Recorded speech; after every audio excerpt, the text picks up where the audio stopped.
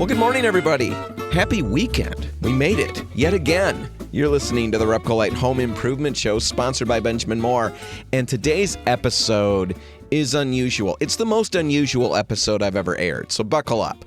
This past Monday was Veterans Day, right? And with that in mind, I really wanted to do something this year to honor our veterans, to really do that as well as we could. You know, all of us at RepcoLite really wanted to get into that and come up with a plan. So the plan that I came up with was this. I sat down with my dad, Mark Hansen, to talk about his experiences during the Vietnam War. And it's something he and I have never really talked about in depth before. So today's episode is pretty much that entire interview just completely uncut. I guess there are a few cuts just for consistency reasons, but overall, this is the unedited version compared to what aired on the radio. And one last thing before I let Dad, run with it, is I filmed this. I shot video of this, and if you want to watch that, just go check it out on YouTube. Got the video there. Again, pretty much the straight interview, uncut. Definitely think about checking it out. All right, with that said, let's jump into our Veterans Day special with my dad, Mark Hansen. So let's start with, just the beginning of it. I know the draft was going on. How did you end up in the service? Well, I had drafted or enlisted? No, I was enlisted. You had to sign up for the draft when you were 18. I think you had to sign up for it. And Vietnam was going hot and heavy at that time. And I really... I didn't think about it much. You didn't think about... As far as having to go, I knew that I would have to go if I enlisted in the Army, whatever, or got drafted. If you're drafted, you're going to be there for sure. But either way, that wasn't the deciding factor. And then I thought, well, with the schooling, and I used to work at, you don't know him, but it was my great uncle, Doc. He owned Hansen Machine, and I worked at Hansen Machine, and as in high school. Mm-hmm. And I was on a punch press, which I hated. Cleaning dies with my grandpa, his Doc's brother. It was a greasy job. I mean, it was a good job. Tool and die was a good mm-hmm. job. And so Grandpa said, "Why don't you go to the service and go to school?" And so, I went down to the naval recruiter, and didn't hit me at the time, but I think the Navy, the Marine and the Navy recruiter, Marines are part of the Navy, and so they could stay in there together. And I mm-hmm. thought, well, I didn't think anything of it. I thought he didn't have a room by himself, so he didn't want to come over here. But I talked to them, and then they had said, well, here's a pamphlet. I got a little book, and I went through it. And there was tool and die making. There was electrician, a lot of different schooling. And really didn't know what I wanted. But then I thought, well, I'm going to enlist. And they gave me my time I had to be there for boot camp was in October 3, I think it was, 3 or 4, in 1967. And then we had to go to Detroit with a group for physicals and things like that. And I passed the physical, obviously. And we sat down again. Obviously, you've got the Hansen physique. Exactly. Right, exactly. Physical specimen. Not real bright up on top, but no, but we're physically sound. But then I was walking. He said there was this guy that came in, an officer. Yeah. All I saw was gold on his hat. And I thought... Does that mean he's important? That's what I thought. Yeah. Turned out he wasn't. But he said, here's this catalog or little book that you go through it and look and see what you really want to do. Well, then he came back and he said to me, okay, now you, and you. He picked 4 of us. Yeah. You're going to be corpsman. Okay. Oh, okay, I said. What's a corpsman? Well, it's a medical, and they do the medical things, work in a hospital, naval hospital ship. And I said, well, okay. And so then I had to go to boot camp. And I went to boot camp. So Vietnam is cooking right now. Oh, it's cooking. Okay, yeah. All kinds of stuff happening, and never thinking that was a corpsman. you're going to go any place other than Naval Hospital. So Naval that's what you Hospital ship. anticipated. Well, that's what I anticipated, but it was, I When didn't know. does the schooling part kick in? Well, I had to go to boot camp. I think it was a 12-week boot camp, and graduated from boot camp. I could march. I could, follow orders, and then I had to go to school. It was a Class A school. We called it Corps School. It was Hospital Corpsman School, and medical. And so we did the medical training and testing and learning. They told us you could be a registered nurse after the service if you went to school for another year. Okay. I thought, well, You didn't want to do that. didn't want to do that. And but I got through that, and then they said, you're going to go to a naval hospital. And so I got out, but then... How long were you there in the boot camp? Boot camp was 12, 13 weeks, if I remember right, 14 weeks. So you're doing all kinds of physical stuff. That's too, physical like boot camp, stuff, like what we see in the movies. Somewhat. You're crawling The Navy, through dirt and the stuff. Navy was a little different because you had to What learn. did you do in the Navy? You had to learn how to tie knots. Are you making a joke, or is that real? No, you had to learn how to tie knots, and then they have at the boot camp, and we went to San Diego a couple of years ago, and the boot camp is closed, but they had a big wooden ship, the Nimitz, Okay. named after the admiral in World War II hero. Admiral Nimitz, I bet. Admiral Nimitz. Yeah. And they had a boat. I call it a boat. And so you had to learn how to do that and that. But again, I didn't pay much attention because I was going to the medical school after, boot camp. So you weren't kind of phoning I it in. just kind of blew it off, Okay. Knots. Did you learn your knots? No. Is that for when you capture people? No. The Navy ties a lot of knots. I know. For the ships, the boats. The ships, the boats. Just, pastimes, hobbies. Hobbies, clothesline. You wash your clothes every night on tables outside the barracks, and then you have to tie them on the line in a square knot. Tie your clothes on the line? Mm-hmm. You tie your clothes in a knot on the line. A square knot. Don't they get wrinkled? No. Okay. Well, they just hang, and then of course you got to iron them. And Oh, okay. all that Gotta stuff. iron 'em. But I mean,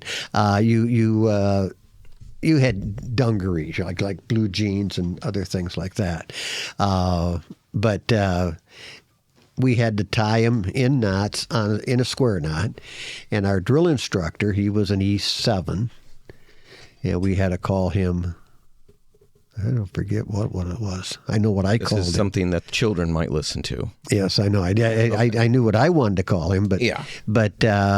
chief. He was, Oh, he was naval chief. That Navy works. chief. He would come in the morning early, and if it's not tied in a square knot, Your laundry. my laundry, our laundry, it'd be on the ground. He'd throw it on the ground. Well, you'd untie it, and poof, down it goes. Okay.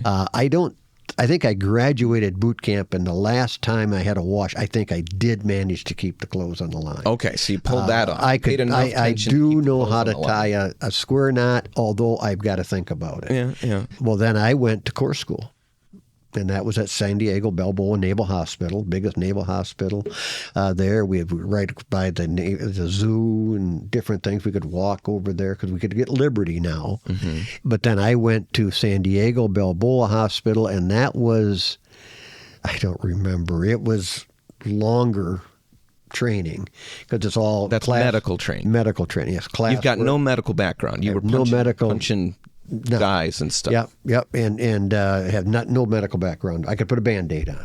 at that point. Yeah, on my finger. No. By the time you were done? Oh, by the time you were done, you could put a Band-Aid No, but when I went, I could put a Band-Aid Gotcha. on. But I didn't do it right because, you got to put it on and then you take Square it off. knots.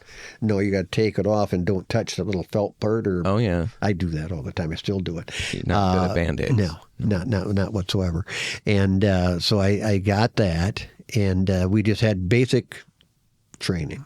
But then I went to Long Beach Naval Hospital, and that was a brand new hospital at the time. And we had the barracks. They were like a apartment, two to a room, and all these other people are living in bunks and everything. We got rooms, colored TV, Wow, you're living- not in the room, but Color TV's new at that point.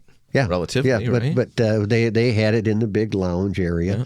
We had a club because I was 18, so I couldn't do any drinking. Yeah. In So the you Navy. did not tying and stuff like that. Just had normal good time. And yeah. it was a long time in school, like 12, 13, 14 weeks. So we had a book like this. You had to learn. It was all training. And then after I graduated from there, they shipped me my orders, and it says Camp Pendleton, California, 5th Marine Tank Battalion. And I thought, oh, let's see here. I enlisted in the Navy, and I didn't want to pound gravel, we used to say, for 2 years in the Army. And now I'm going to pound gravel for 3 to 4 years in the Marine Corps. Okay. Makes perfect sense to me. So when you enlisted, is there a certain time frame that you thought you were in for? It was 4 years. It was a 4-year enlistment. 4 years no matter what. Yes. And Dad, Grandpa, he didn't know I was going to the Marine Corps.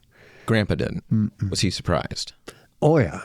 Was everybody concerned at that point? Because we didn't know. Well, then I learned and know now that the Marine Corps is part of the Navy. There are the Navy's ground forces.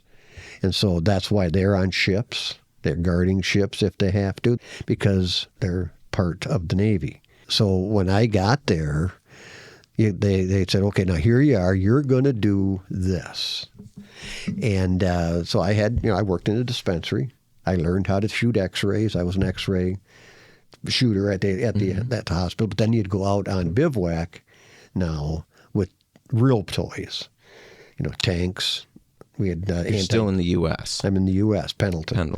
And we'd go out there for 2 weeks in the field, and train and train and train. And I even got to drive a tank. The commander of you got to drive a tank. Mm-hmm. The commander of the tank. Could you reach the pedals? Yeah, I could. I had blocks, but no, the lieutenant.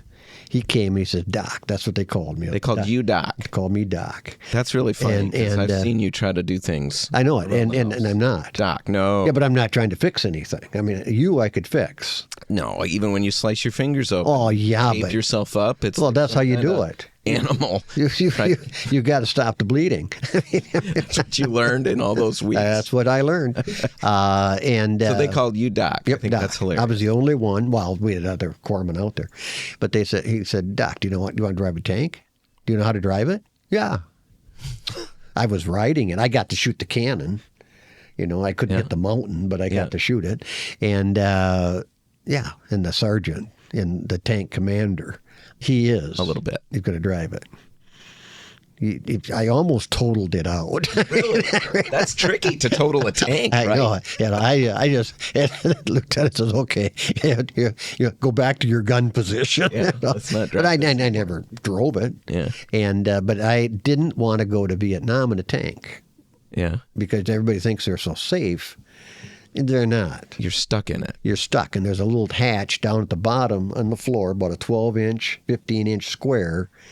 That's your escape hatch. Now you're coming out of the bottom of the tank, and the people know that they hit the tank, and they know you're where coming out. Where the escape hatch is. And so you ain't got a prayer. Yeah, that doesn't. And I don't have a prayer because I was the littlest guy. I'm not going to be the first one out of that hatch.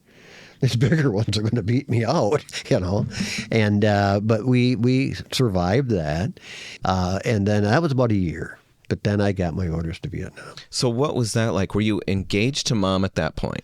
I was engaged to your mother when I got my orders to go to Vietnam. Mm-hmm. So how did that fly? How did the whole family take that when they heard you were going? How did you take that when you heard you were going? It didn't set in. I mean, you weren't worried. You didn't think about it. Mom. Was that generally how it was? Or was that no? How it was that was me because I just don't think about it. Yeah, I never did. How did Mom do it? You started this. Well, Mom, I believe, I forget when that was. I was at Pendleton. I think when Mary Ann's husband or Mom's husband, sister's your mother's sister, fiance was killed, and he was driving a truck, for the Army, and it hit a landmine and whatever. I don't know all the details. That hit her and their side of the family. Well, yeah, because all of a sudden it's real. Yep. And so, but it's still, you were sad. And I knew Bob a little bit. I mean, he was a year older than me in high school, but her sister was in my class. And Mom's sister? Yeah. Mm-hmm. And I couldn't go home to the funeral. I didn't go. But when I got my orders, that was brutal. For Mom, for the family. The family. How about your side of things? Oh, my mom. She put in her head that he's going to be in a place in the rear and Da Nang, Okay. whatnot, and that's what it was going to be. She just focused on and something then she focused, positive, and that was it. And Dad, I don't think knew, but your grandpa, but they were bad. Now my brothers. They didn't go. They didn't go. They didn't go in the service, and so I mean, And they never were drafted? no, because right. I'll back it up because they changed the draft to a number system. I forget how many numbers it was, and I was home on leave. I think it was before I went to Vietnam, and I was home on leave, and I watched it. I said, "Well, wonder where I go on, how soon I'd go get drafted." Brian, your Uncle Brian, he was way up in the numbers.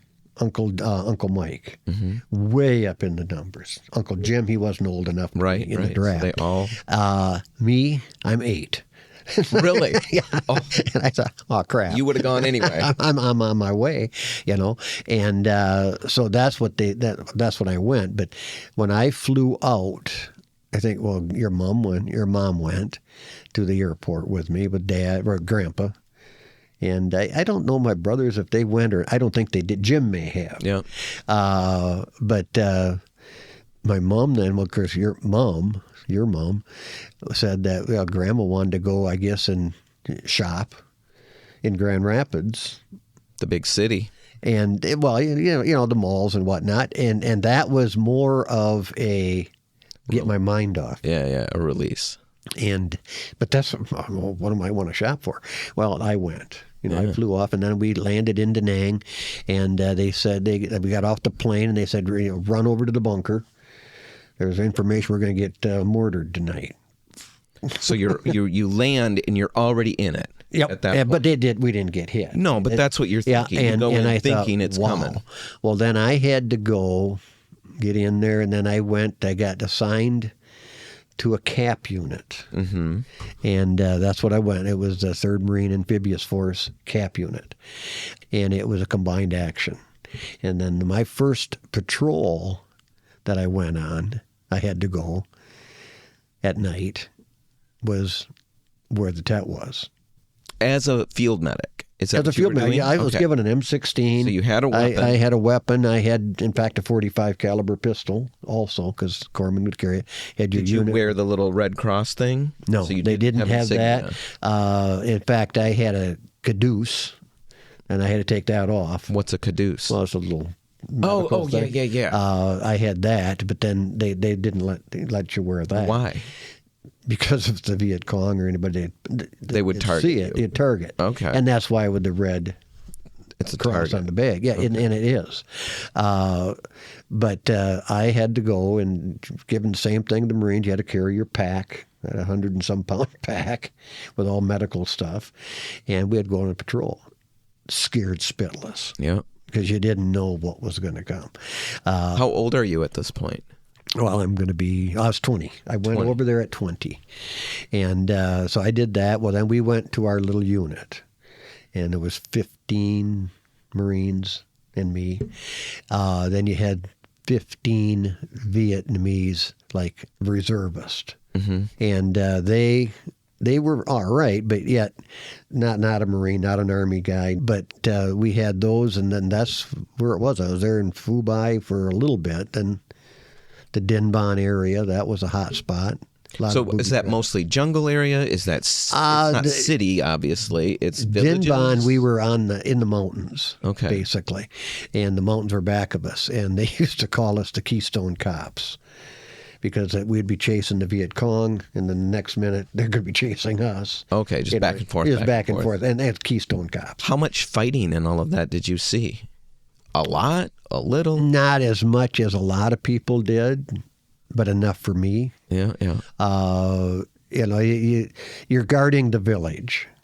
You live in the village. The village is 65, 70% VC sympathizers.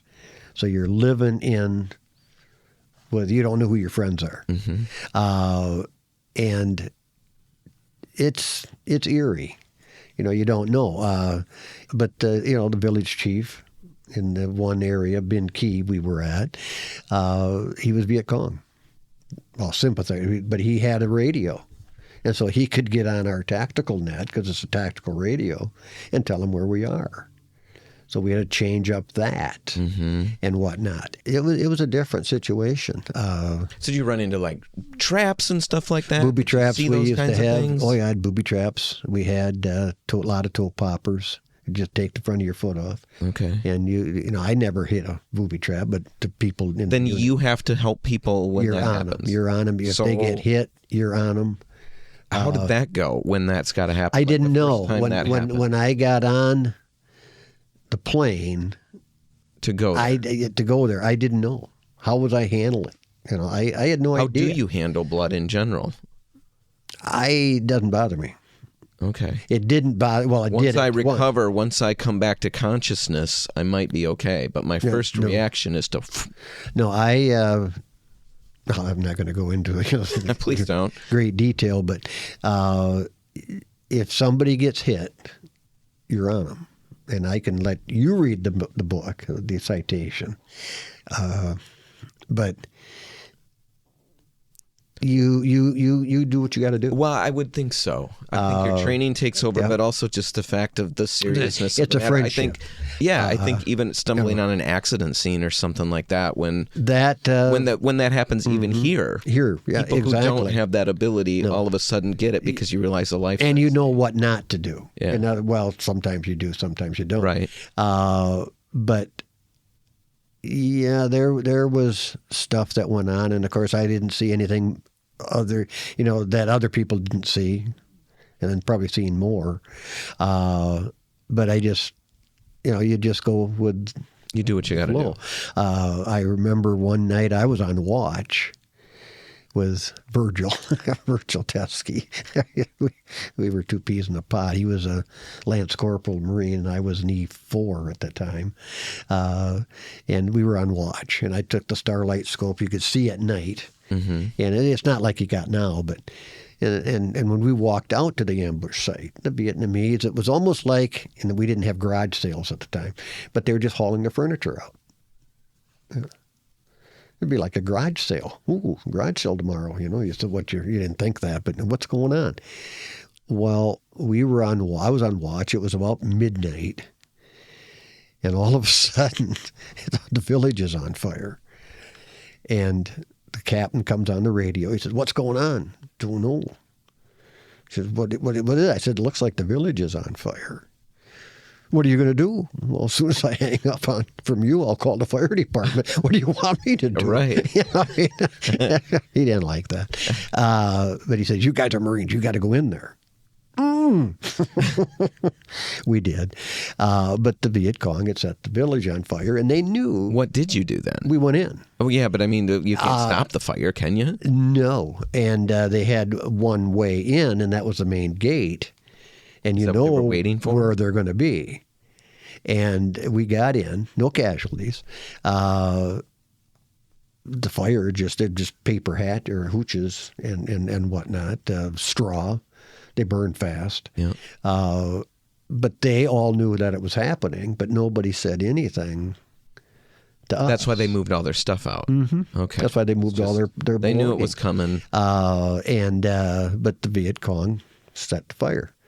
But they would come in and, do damage to people and whatnot, who are sympathizers with us. But it was a different. You lived it. Everybody lives it, but you lived in there with them. Yeah. What was the morale like in the group that you're in? I mean, Pretty good, unless you got hit and you lost somebody, and things like that. Then it's not good. yeah. In the morning, and then you're looking to, do something to them, and you have to hold yourself back. But It was, the little kids. I got pictures of little kids. And, that you got to know. And, pig pen, garbage truck, we called them, just little ones. And you still see them in your mind. Yeah. And so, I mean, you do get to know the people, but then you get moved around to different units. Do you stay? Okay, so you get to know some people, like you mentioned, a Virgil guy. Yep. Do you hang with him the whole time, or you get No, split up you've as time got, goes by? well, you get split up sometimes. Do you guys stay in contact? Do Nope. you, okay. I've never, when I went home, because I was in Vietnam, I guess, the longest in my unit. And I went home. I was 21. I got to go home. But I was 21, and then you could buy alcohol at the PX. I was at the PX one time in my tour, and they wanted whiskey. And I could buy it because I was an E5 then. Okay. And 21. Living the dream at that point. Yep, 21.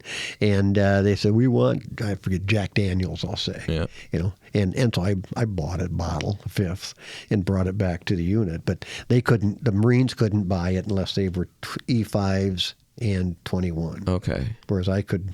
Yeah, you could. Time. But so there you did that. But I think I did anyway, if I remember right. When I left Vietnam, you always tell everybody that, okay, I'll send you a bottle of booze. And, when I get home, when I get back to the world, we called it. And nobody ever does. Nobody never really did. I think that I did. Oh, you did? I do. I think I remember sending a bottle. I think it was Jack Daniels to the unit. Now, whether the unit got it, yeah, I don't have any idea. The only thing I did when I got home was I kind of watched. Well, I wouldn't know when I got home. It was after we'd gotten a computer that I went through it and kind of looked up the units I was in and see how they had fared out and whatnot. Because when I got sent to the rear, I was going to fly out in 3 days back to the States. Like your tour is done. My tour is done. And Captain Mallard, he was the Marine captain out there, he said, we got in and we had our unit was going to move to the Ho Chi Minh Trail area. Yeah, scared to death. I got 3 days. I lasted this long. I don't know. Captain Mallard, Doc, get your stuff, throw it on the ground. You're not going. Why not? You're just not going. And so I stayed in the rear for 2 nights, and then I flew out. So he kept you back because you guys were going home? Because I was going home. And he didn't want to? No, he didn't want anything to go. And Captain Mallard was one of the greatest Marine officers that I ever served with. I mean, they all were good, but he was more down to earth, and we picked on him, did different things to him. And he still liked you. Well, yeah. Or he did his... but no, I So tell everybody about, I guess I don't know the whole story. Grandma wrote a letter. Your mom. Yep. Didn't she get after somebody? Didn't she write a letter scathing letter? Well, it wasn't as scathing as I thought. I got a copy of it. Oh, it wasn't quite the story. Well, she said, well, your mom, when I went on R&R to Hawaii. Yep. And your mother went. Yep. And she was skinny or something. Skinny, like 100 pounds maybe. I don't know. Always clogged up, because I'm always clogged up. What does that mean? Does that mean what I think it means? Allergies and so on. Oh, okay. Clogged up that way. No. No, not the other way. No, because I was always scared. I was afraid of where you were going with that. And then now I brawled us there. Yeah, so you got you're stuffed up. Yeah, but allergies and whatnot, and skinny. Yep. Scrawny. And little nothing. Basically. And Grandma wrote to my commanding officer. Your mom. Yes. She took pen to paper. She wanted me, and I can't remember that she felt I should be taken out. He was in the lines or in the field for so long, and get to the rear, and And then he wrote a letter back. I got a copy of it. Who is this anyway? It's a lieutenant commander Okay. in the medical corps. It's a naval officer. Did he tell you that he obviously? Oh, yeah. Yeah. In fact, did he think it was funny? No. Oh, he didn't think it was funny. Well, he thought it was. He's seen a lot of them, but he said, "How are you?" I mean, he was concerned. Okay, how so do you he took feel? Grandma's letter seriously. Yeah, and I, of course, took it as I'm a hardcore combat veteran, not as hardcore as I thought I was, but I've been here for 10 months. I don't want to go to the rear. And even though your mom said to? I don't think my mother ever knew that I said that. I talked. I said, no, I feel great. I mean, it's just I'm great. Did they send you to the rear then, or you stayed? I stayed. I stayed in the field. But you never told Grandma that you had. Well, a I chance just didn't get out. No. Well, I don't think I would have had a chance. I don't know if I would have had a chance or not. Gotcha. But it didn't feel right. But I didn't feel right to me. I didn't want to leave my buddies. Yeah. Well, how many people were in that group?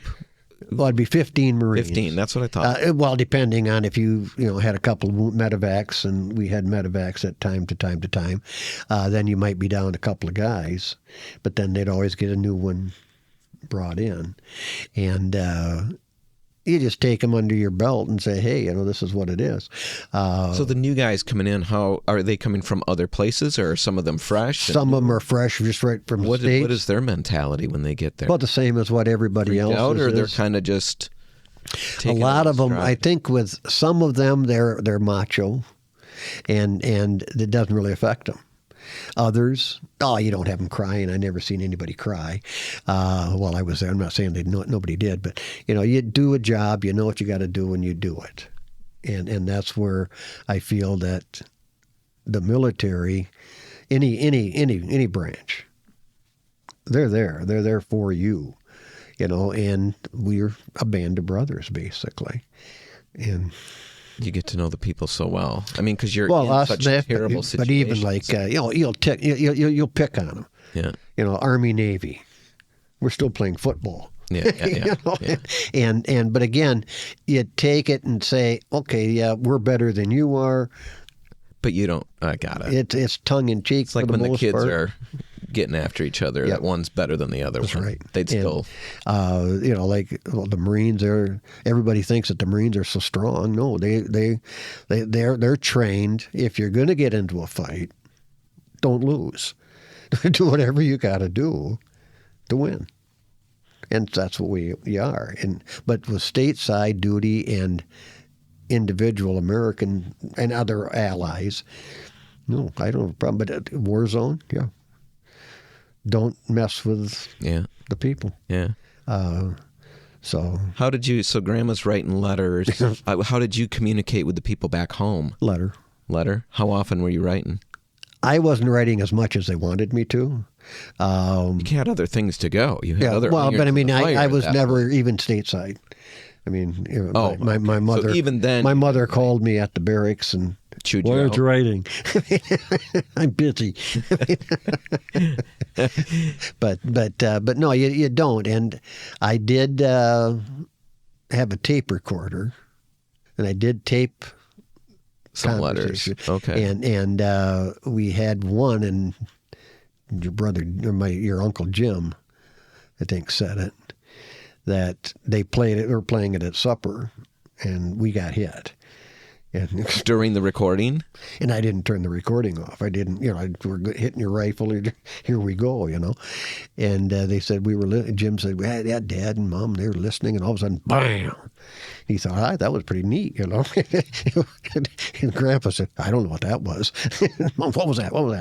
Also, Grandpa just... So I stopped doing that. No, I didn't do it intentionally. I mean, it was just, but they wanted to see and hear from you, and it gives them Well, yeah. I mean, it's so different than what it is now. But I guess I don't know what it's like. Well, it's now. the same thing now. I'm sure. But we've got a little more connectivity. Well, you've got that, but then you got your telephones.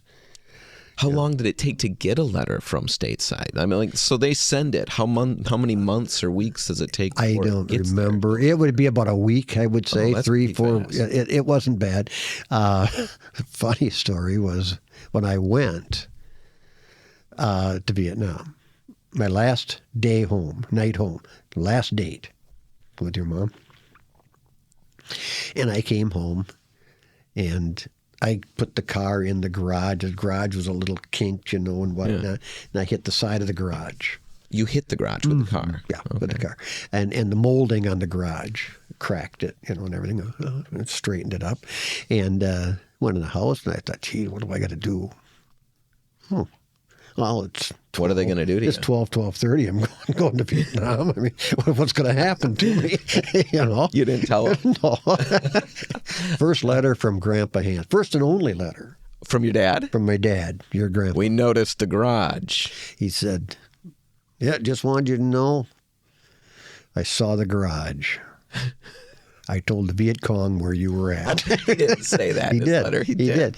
And I wrote back. I couldn't. And I didn't. We didn't. But I wrote back. I said, thanks, Dad. We got hit last night. I didn't get another letter from him at all. That's like Grandpa's sense of humor. But that was his sense of humor. I saw it. I told the Viet Cong where you were. Just want you to know. And you'll never hit the garage again. I never heard that again. Yeah. But that was one that I just couldn't help myself, And I thought, what? I hit it before, and you had to tell and rat yourself. Right. Why would I want to do this now? Yeah. I'm not going to be back here for a year. What was the toughest part?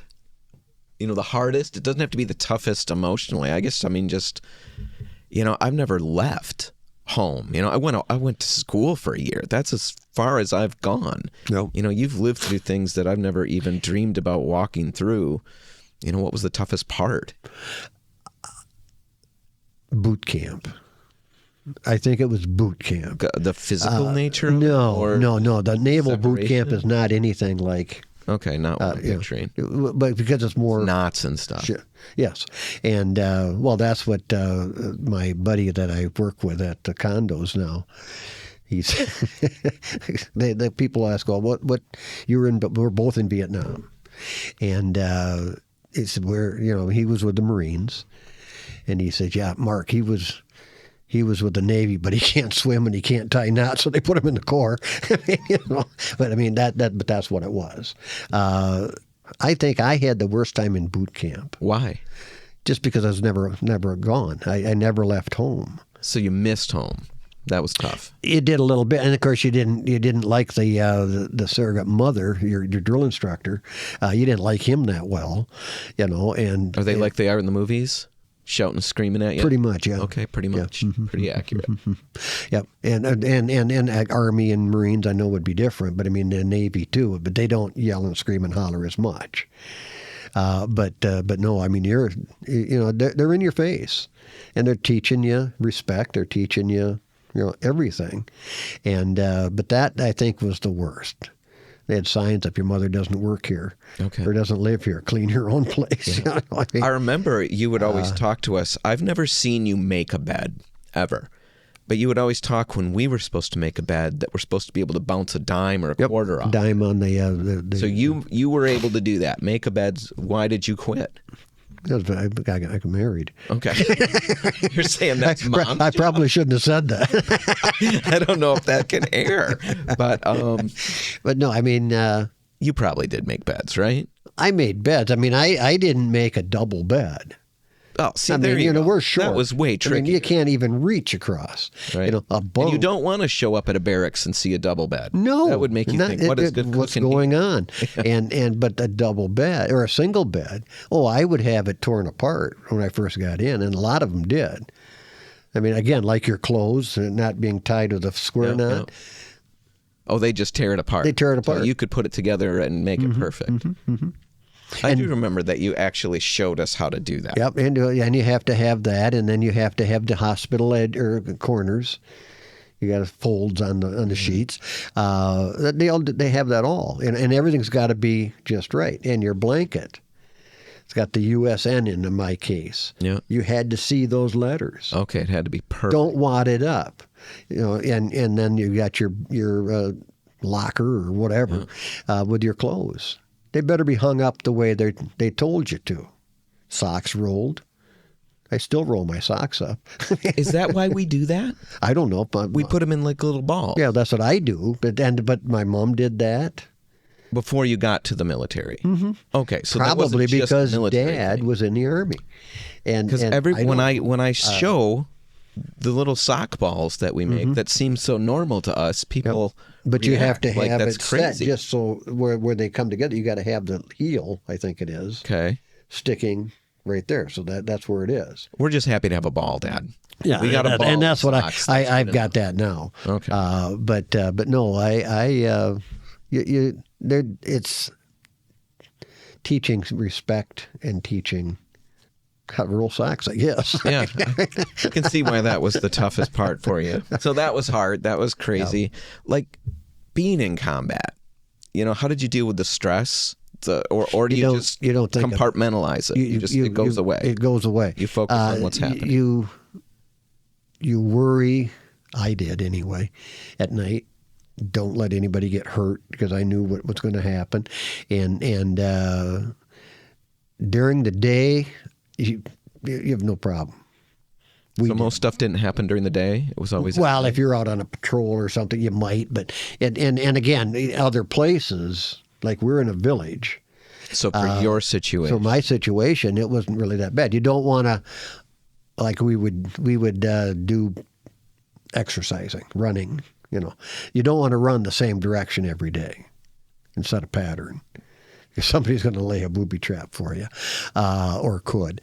But you didn't have a real worry about it. It's when it starting to get dusk is when, okay, here we go again, because you don't know. How much did you know about what was going on in other... Nothing. Groups? Okay. Well, different units around us. Yeah. We knew a little bit because you could get it on the radio. And then we would go out and sometimes we'd have to go on a reactionary force, to get help. And so we're heading that way. You got to run, a couple miles. Did you always come back to the same base camp or the base? The village. Okay. Yeah. That's where we did. So you'd sometimes go out for these little... Sometimes, not on occasion. But with us... It wasn't a long battle. It might last not even 20 minutes because it's just hit and run. It's hit and run, hit and run, hit and run. We're waiting for you. We're gonna ambush you. Fire some shots and take off.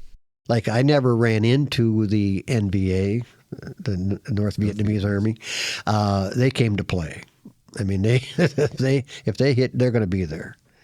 And we heard people say that they're in their area, we'd get more ammunition. I don't want more ammunition. I want a big truck here so we can get, I got 15 people here, but we never got hit. As the medic, did you feel responsible? I mean, obviously you felt some responsibility for the group. I mean, you're not in command of anything, but do you feel like you got to take care of everybody? You've got to take care of them. I mean, if somebody gets hit, and I'm not going to go deeply in it, but you're on them. You take your rifle with you. But you've got to run into whatever. Whatever. Do people go with you? Nope. They're fighting back and shooting. You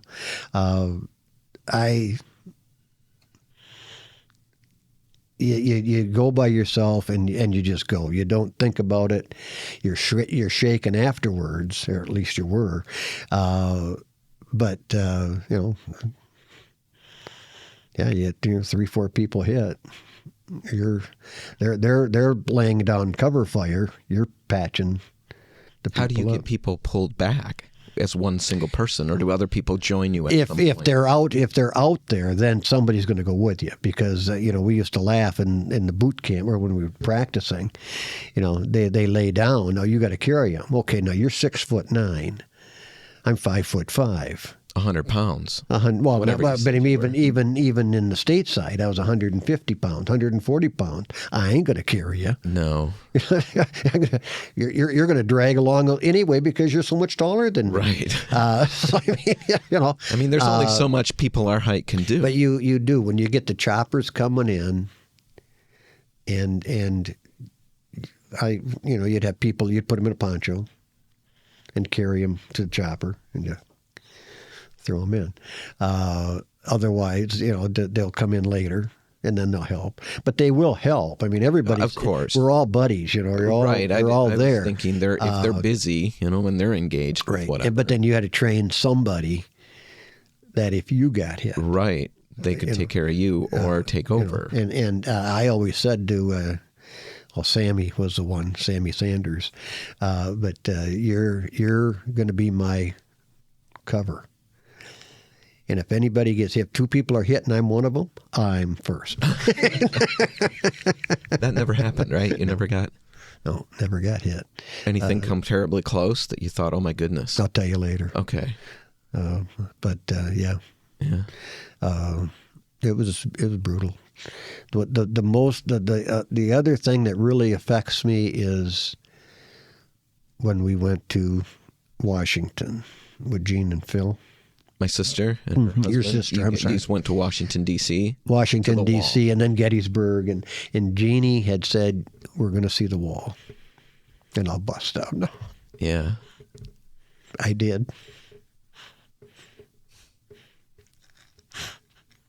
It's Yeah. But that you look back on that, and for what? Sacrifices for what? Yeah. I don't want to belittle it. I don't want to say, hey, I wouldn't do it again. I would, but So much. I mean, it affected so many families. Yep. Well, like even with your mother's, Yeah, that's my what I'm thinking, in-laws. that Mary Ann with her Bob, fiance. and I remember I got a call. I was at Pendleton, I think it was, and I got a call, and Bob was killed, and I never saw it coming. Where, why, how? Yeah. Hit him at landmine with his truck. Because I always thought driving truck. Was he was training, or he was? No, he was in Vietnam. In I Vietnam. never understood that. I And thought it was he was. I don't know what he did. I mean, I knew he drove trucks, but he ran over a landmine, and blam, And Mary Ann, his dad came over to tell Mary Ann, and then I got orders. Yeah, and then you got to go. Yep. And they really didn't know. I mean, they thought, well, we can do this all over again. But So hard. it's What about like things you were proud of, things you did? I mean, just learning the whole medical thing, getting that first knot, that square knot. the square knot. What, I can still tie that square knot. what other things, like if you look back, you really feel like you? I learned. I grew up a lot. I guess is basically what it is. I mean, I've always been footloose and carefree, and you learn some. To your detriment sometimes. Mm-hmm. Yep. Been in trouble with you Mom do. a fair amount for that. Yeah. Now You grew up. I grew up over there. and learned not to do it so fast. I mean, work into it slowly. But no, you learned respect. You learned respect for people, higher ups. My mother and dad. I mean, when I got out of the service and came home, your grandfather and grandmother and my mom and dad, I thought had gotten PhDs. You thought they were brilliant. So They smart. learned a lot since I was gone. And that's what you pick up on. Yeah. People are looking at you, even with your kids, not always, but I mean, they're thinking, now you're older and they're older, but what's he know? When they're teenagers, we don't know much. As they get older and they encounter life a little bit, they realize we know a little bit more. You went to college when I wasn't looking. I mean, what is the deal? That's what I learned. I think I grew up a lot because I really didn't care before. I mean, I to do what I want to do. We go to Never school. a crazy kid, though. No, nothing like that. But as far as your mother tells you don't do that, you're going to do it.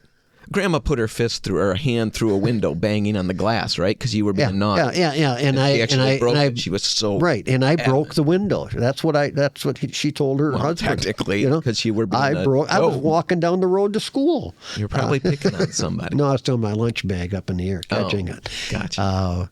But again, that's what I would do. Yeah. It was just kind of a. Well, Vietnam, Auntie Mill. You remember Auntie? I remember my aunt. And she was basically like I was. She was nuts. And she sent a care package one day.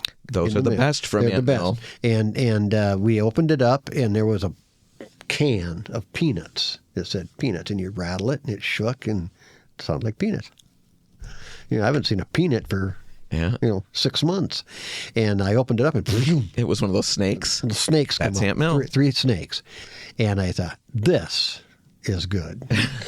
And so I got my little can, and old Virgil, and a couple other guys went with me, through the village. Oh, and you gave it to everybody. everybody. The hooches.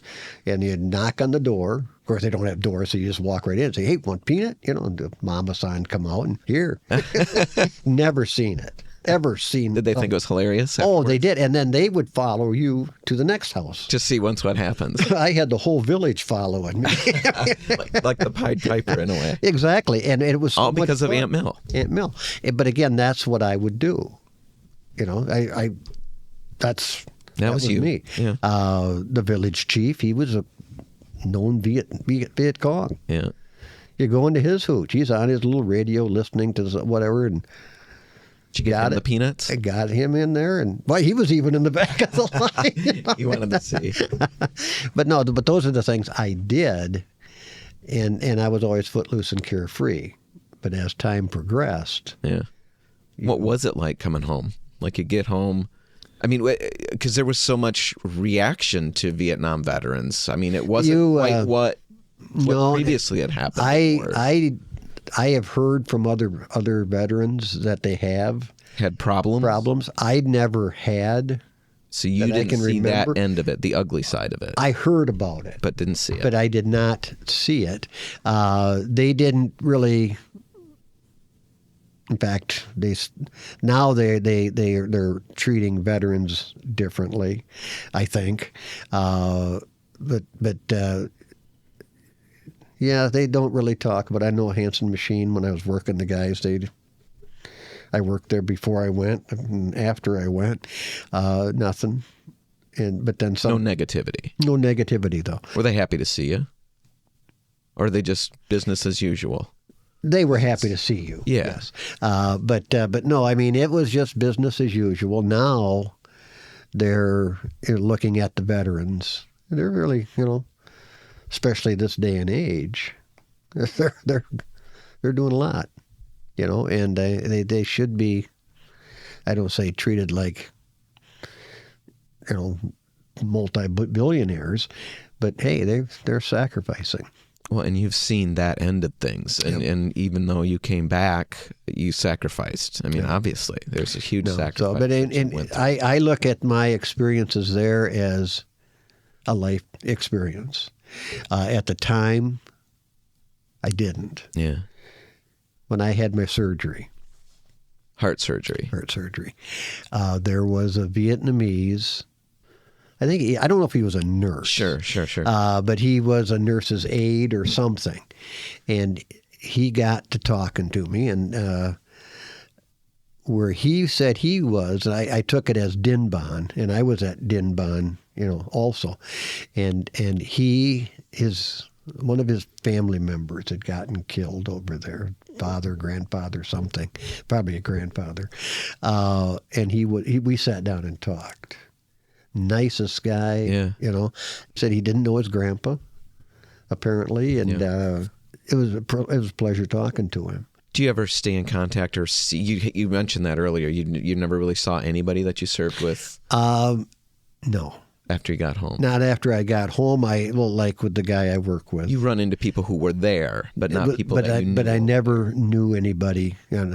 He was stationed in about the same areas, but he was with the 3rd Marine Amphibious Force too. But he was in the headquarters with the cap unit. But no, I never did. Never. No, I do know there was some story when you got back. I wonder how much of this played through, after you get home. How do you leave that, leave that scenario? I remember you guys talked about Mom, maybe you told me we were walking. You guys were walking. I don't know if I was around, but a car backfired or something. No, that was jumping in the ditch before you. That was R&R. And that was in Hawaii. Okay, so that was, okay. It was in the crosswalk. Okay. And the thing that really ticked me off there was my hot dog rolled down the road.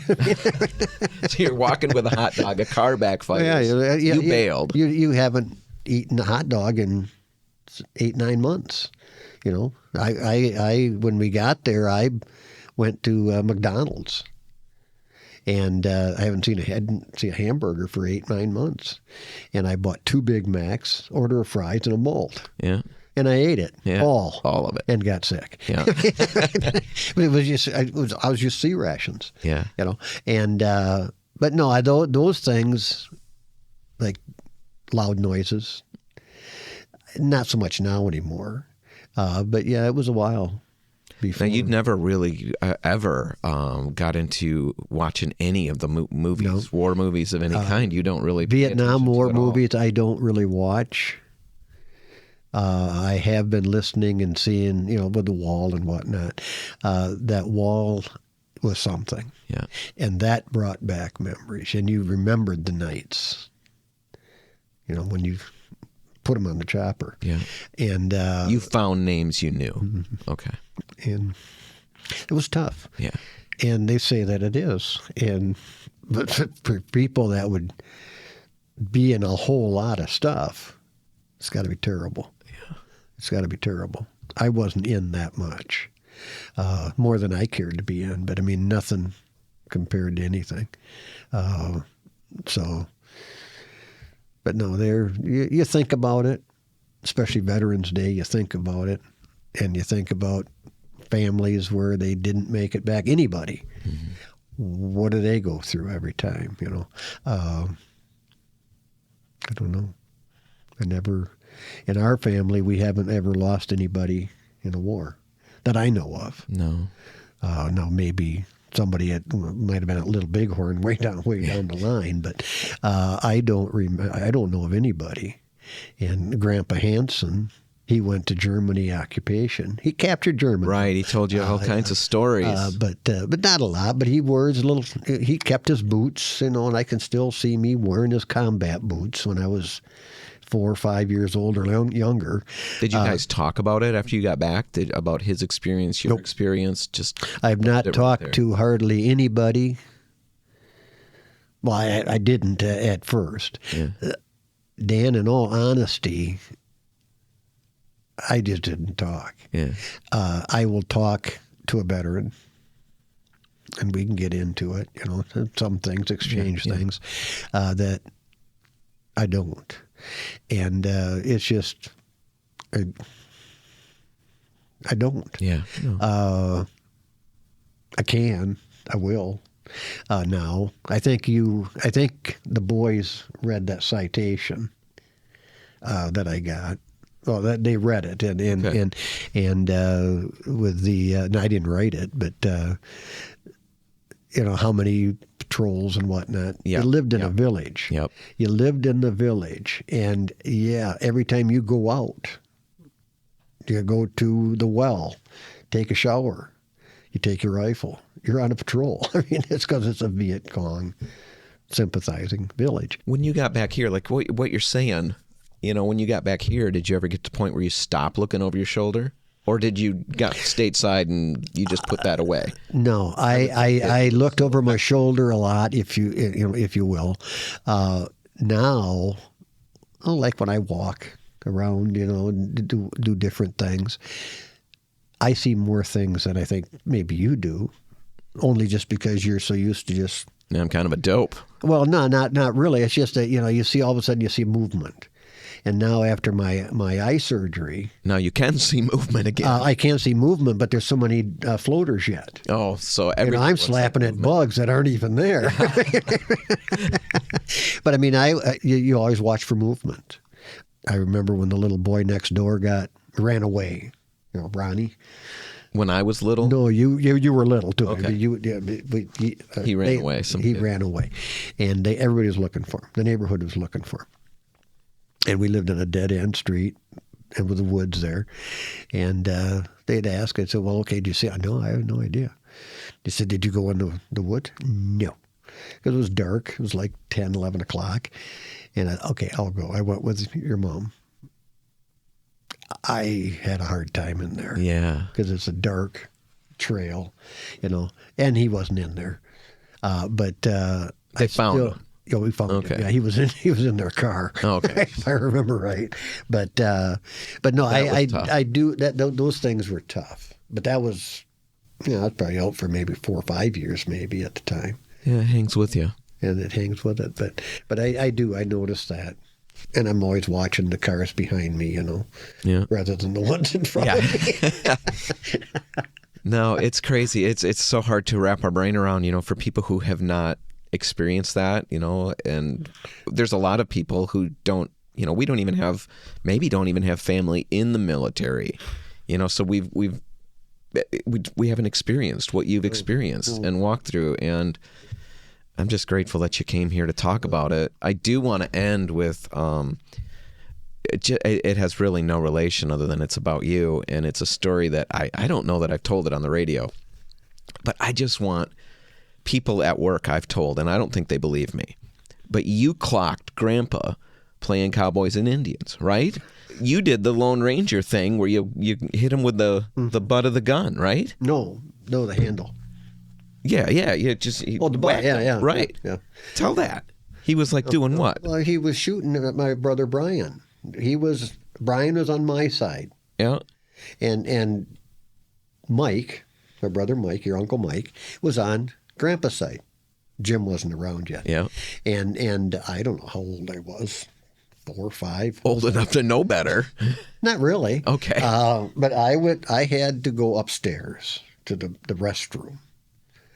And Brian was in the furnace room behind the door shooting. It was guns. Little cap guns. Yeah, little cap gun. Bang, bang, bang. He had a bullet machine. Oh, yeah. He never ran out of bullets. ran out of bullets. I mean, And so Grandpa's sitting on the step. And he had a little black cowboy hat on his head, and he's sitting around the ledge or the chair rail or the handrail shooting at Brian. Now, not really shooting for the audience. I mean, Yeah. And he was going bang, bang, bang, bang, bang. Mike, I don't know where Mike was. Yeah, he was right. I had no idea. He had glasses on, the cowboys with glasses. They just, he doesn't. You didn't even pay attention. He wasn't. He only had a little Derringer anyway. Oh, okay. But Brian and Dad were having a gunfight. And I'm coming down the basement steps. After relieving yourself. After relieving myself with my little cap guns on. I think two of them, double. And I don't think I had a cowboy hat. All right. But there's Grandpa. In front of you. He doesn't see you. He doesn't see me. His back's to Perfect. me. I get my gun out. And I watched it on Lone Ranger, all the time. Yeah, just thunk him. You whacked him over the head. His little hat crumpled. The little hat crumpled in the middle. Did he slump over? Did he turn around? Oh, he turned around, but he didn't slump over. Oh, that's awesome. Love that story. No, I could still see it. I don't think he played Cowboys and Indians with us again. Well, he had to, probably... But, I mean, dealing with a concussion after that. Well, how would you have handled that if I'd have whacked you on the head? I don't know. Yeah, I don't know either.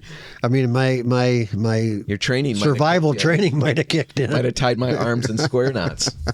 Anyway, but, Dad, thanks for hanging out. Not a problem. Telling this whole big story. Well, don't. I won't air anything that'll embarrass you.